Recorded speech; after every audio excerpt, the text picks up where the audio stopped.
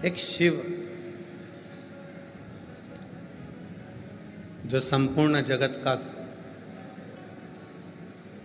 बिना सोचे बिना समझे कल्याण कर देते।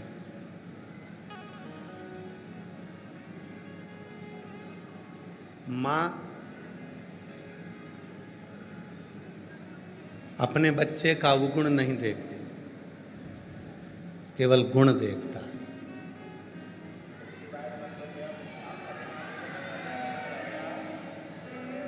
वो अपने बच्चे का अवगुण नहीं देखती है, वो अपने बच्चों का केवल गुण देखती है। पिता अपने बच्चे का अवगुण नहीं देखता, पिता अपने बच्चे का गुण देखता।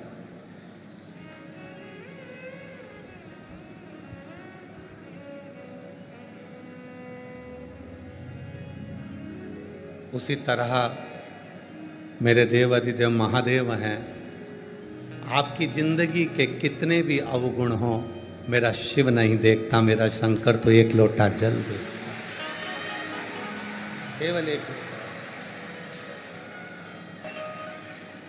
और लुटा दिया भंडार का शिव ने, कर दिया माला का शिव ने, जो जैसी पावना लाया वो वैसा ही फल पाया। नहीं खाली उसे लौटाया, वो मन ही मन हर्षाया। और कर दिया माला माल का शिव ने, लुटा दिया भंडार का शिव ने। ये उसकी उदारता है। आपका जो पुण्य है, आपकी जो पुण्य की प्रबलता है, वो आपको कुबेरेश्वर धाम तक लेकर आ गई। और उस पुण्य में भी अधिक पुण्य जब हो गया, जब बाबा की कथा बाबा के ही धाम पर कंकर शंकर की भूमि पर श्रवण करने का सौभाग्य मिला।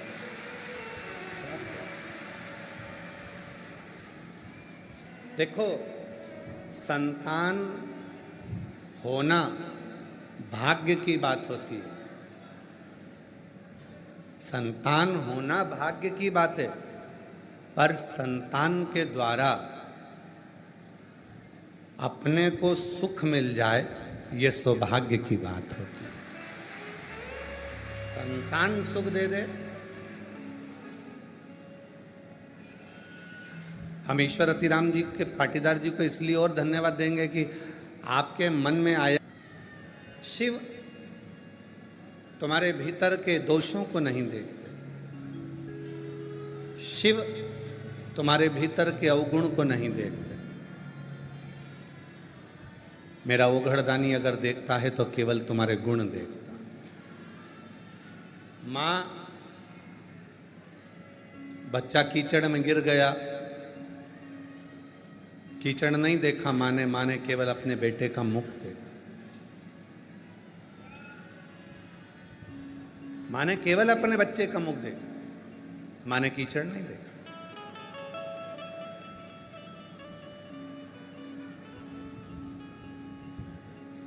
बेटा कहीं गंदगी में गिर गया तो पिता ने केवल उसका मुख देखा, बेटे का उस कीचड़ को पिता ने नहीं देखा। ईश्वर का मतलब क्या होता है? शिव महापुराण की कथा को आज अपन प्रारंभ कर रहे हैं।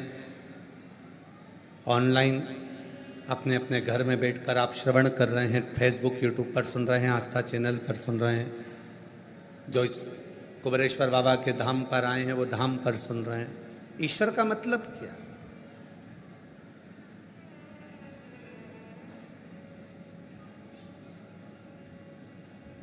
जो इस संसार सागर में प्रत्येक जीव में जो समाया हुआ है, हर एक के भीतर जो रमण कर रहा है, हर एक के दुख सुख, उसकी खुशी, उसका आनंद उसके भीतर बैठकर जो महसूस कर रहा है वही ईश्वर, वही ईश्वर।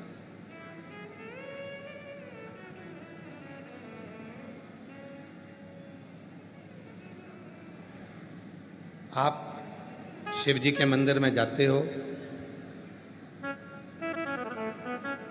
भगवान ने जो आपको जीवन दिया है, शरीर दिया है, 3.5 करोड़ रोम छिद्र दिए हैं, 21,500 जो श्वास हमारे जीवन की जो चल रही है, जो परमात्मा ने प्रदान किया है, उसको सही जगह पर प्रयोग कर रहे हैं। एक छोटी सी कथा से आज की कथा को प्रारंभ करते हैं। एक मछुआरा समुद्र के किनारे पर भ्रमण कर रहा था, कुछ जाल बिछा रहा था, सामान लेकर जा रहा था। मछुआरा, और वो मछुआरा जब जाल बिछाने के बाद वापस आ रहा था तो उसको एक पोटली मिल गई।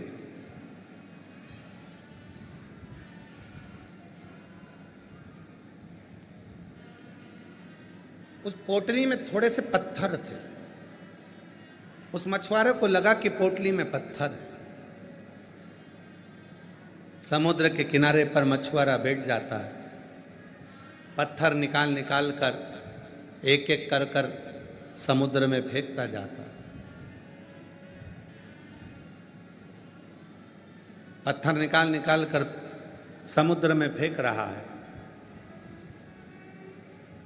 फेंकते फेंकते पूरे पत्थर उस पोटली के समाप्त हो गए। आखिरी पत्थर उस मछुआरे के हाथ में था, उसको फेंकने ही वाला था। इतनी देर में वो पत्थर उसने देख लिया और देखकर विचार करा कि ये तो बहुत चमकता हुआ लग रहा है।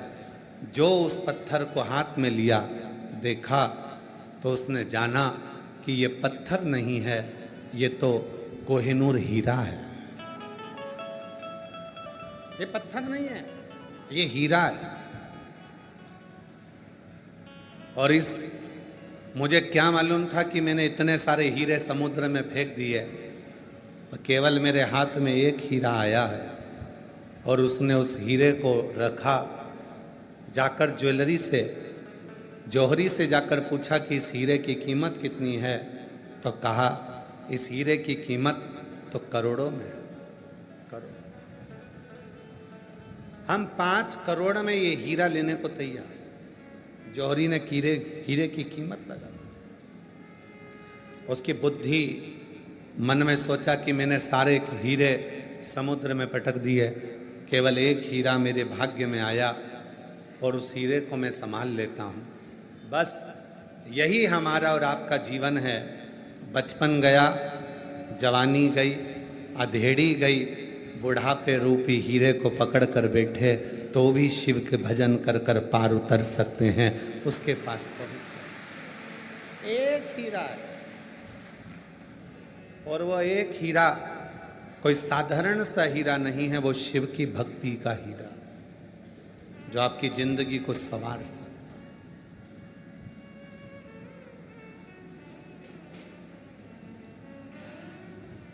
एक हीरा, वो शिव के नाम का हीरा है, भगवान के विरल भक्ति का हीरा।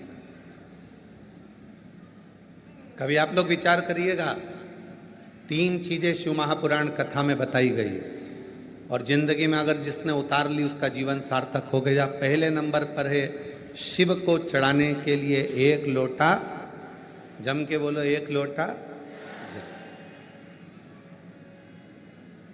शिव को समर्पित करने के लिए 1 लोटा जल। दूसरे नंबर पर रोग को मिटाने के लिए शंकर पर चढ़ा हुआ जल, शिव पे चढ़ा हुआ जल का आचमन। दूसरे नंबर पर है भगवान शंकर को चढ़ाए गए जल का आचमन, जो हमारे रोग, हमारी बीमारी, हमारी तकलीफ, हमारे कष्ट को समाप्त।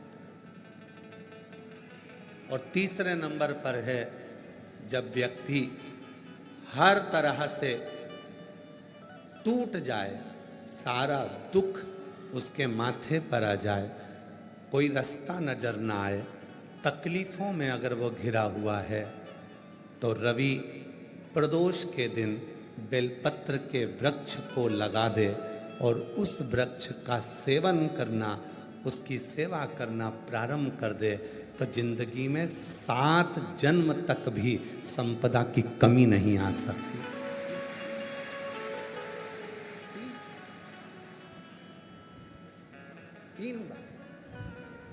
और जो जैसी भावना लाया वो वैसा ही फल पाया, नहीं खाली उसे लौटाया, वो मन ही मन हर्षाया, और कर दिया माला काशी वाले ने, लुटा दिया भंडार काशी वाले ने। शिव कथा कहती है 3 चीजें हैं। पहले नंबर पर 1 लोटा जल, दूसरे नंबर पर शिव पर चढ़ा हुआ जल का आचमन, और तीसरे नंबर पर है रविवार के दिन प्रदोष पड़े और उस दिन लगाया गया बेलपत्री का वृक्ष जीवन में 7 जन्म तक भी संपदा को कम नहीं होने देता। रवि प्रदोष में, रविवार का यदि प्रदोष का व्रत पड़ा है, रविवार के दिन यदि प्रदोष पड़ी है, उस प्रदोष के दिन प्रदोष काल में, प्रदोष काल जब सूर्य डूबने पर हो, चंद्र उगने पर हो, और उसी समय पर जो प्रदोष काल होता है, उस प्रदोष काल में यदि एक बेलपत्री का वृक्ष कहीं पर लगाया गया है और उस बेलपत्री के वृक्ष को आप हमेशा स्मरण करना प्रारंभ कर दें, प्रदोष के दिन उसके नीचे दीप लगाना प्रारंभ कर दें, कभी किसी के आगे हाथ फैलाने की जरूरत नहीं पड़ती, अपन स्वयं प्रभु। रवि प्रदोष, भौम प्रदोष, ये 2 प्रदोष ऐसे हैं, एक भौम प्रदोष भी ऐसा ही।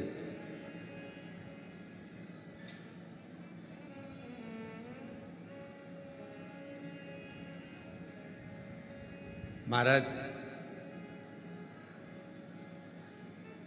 मंगलवार का दिन हो, डॉक्टर ने भी कह दिया हो कि इसको 20 साल तक औलाद नहीं हुई, 25 साल तक नहीं हुई, 30 साल तक नहीं हुई, 18 साल तक भी इसको औलाद नहीं हुई, 30 साल हो गए औलाद नहीं हुई, और सब तरह से जब हार जाओ, भौम प्रदोष के दिन, प्रदोष काल में शिवजी के मंदिर में शंकर के शिवलिंग पर 3 जगह पर कनेर का पुष्प समर्पित करना प्रारंभ करें। पहला अशोक सुंदरी की जगह पर, दूसरा जहाँ शिवलिंग रखा हुआ है उस जलाधारी पर, कटी पर, और तीसरा शंकर भगवान के शिवलिंग पर पुष्प कनेर का रखना प्रारंभ कर दो। उसमें से अशोक सुंदरी वाले पुष्प को घर लेकर आना प्रारंभ कर दो। भौम प्रदोष के दिन 4 से 5 भौम प्रदोष करोगे और एक दिन मेरा बाबा तुम्हारा गर्भ ठहरा देगा और बाबा की कृपा से तुम्हारे घर में संतान। भौम प्रदोष, जितनी रवि प्रदोष की प्रबलता है, रवि प्रदोष क्या करता है? धन देता है, संपदा देता है, वैभव देता है। जो बेटे बेटी, नवयुवक बेटा बेटी जितने भी कंपटीशन एग्जाम में बैठते हैं, जितने परीक्षा देने के लिए बैठते हैं, जितना कंपटीशन एग्जाम में बच्चा बच्ची बैठते हैं और वो आखिरी में ये विचार करते हैं कि मैं ये सीए क्लियर नहीं कर सकता, मेरा ये पार्ट क्लियर नहीं होगा, मैं आईएएस ऑफिसर नहीं बन सकता, मन से ये निकालना छोड़ दो कि मैं ये नहीं बन सकता। अगर आपने रवि प्रदोष के दिन प्रदोष काल में एक बेलपत्री के वृक्ष को कहीं पर भी लगाया है और प्रत्येक प्रदोष पर जाकर आप उसके नीचे अगर दीपक लगा रहे हो तो तुमको तुम्हारी मंजिल तो मिलकर रहेगी ही, चाहे कुछ भी। रवि प्रदोष की इतनी महत्वता है।